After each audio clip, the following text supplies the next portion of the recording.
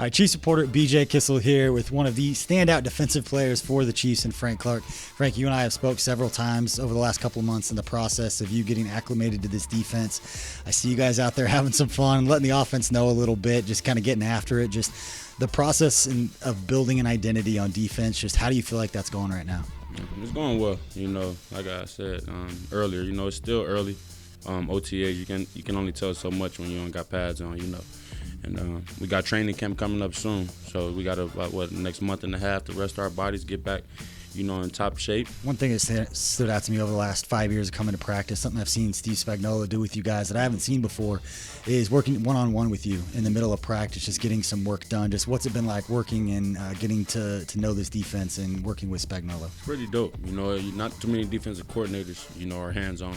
And that's hats off to him, with the type of coach he is. When you got a coach that comes out there and he's putting his players individually, picking them out randomly by groups throughout the day, and he's taking his players, putting them through tackling drills, putting them through, drop drills for DBs and for defensive ends, linebackers dropping, or whatever you may have it. He's doing all these things hands-on. He's not calling assistants over to do it. He's doing it all hands-on.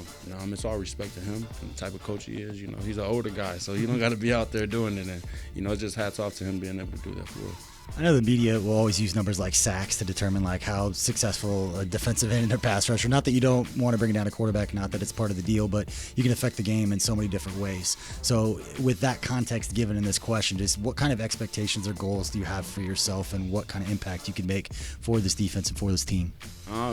My biggest goal this year is to bring somebody else along, or a few guys. Mm-hmm. I've seen myself, I've had, success in the past. Getting double digits, setting my goal to a certain point and hitting it, a certain mark. It's not even about that this year for me. I feel like my calling is much deeper than that. I feel like I got to infect other players. There's a lot of young guys in my defensive line room that need some guidance, that need, a guy who's going to lead them on and off the field, who can help them out, with little tweaks in their game. And I want to learn from them too. And I feel like this is the year for that. And I feel like I got the perfect group to do that. Last question. You got a little bit of time before training camp.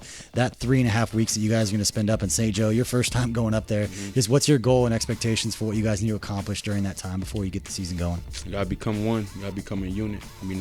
It's not about offense, defense. It's not about offense versus defense. It's about becoming a team, and coming out of camp those 3 weeks, spending those 3 weeks and becoming the best team we can be so we can compete during the season.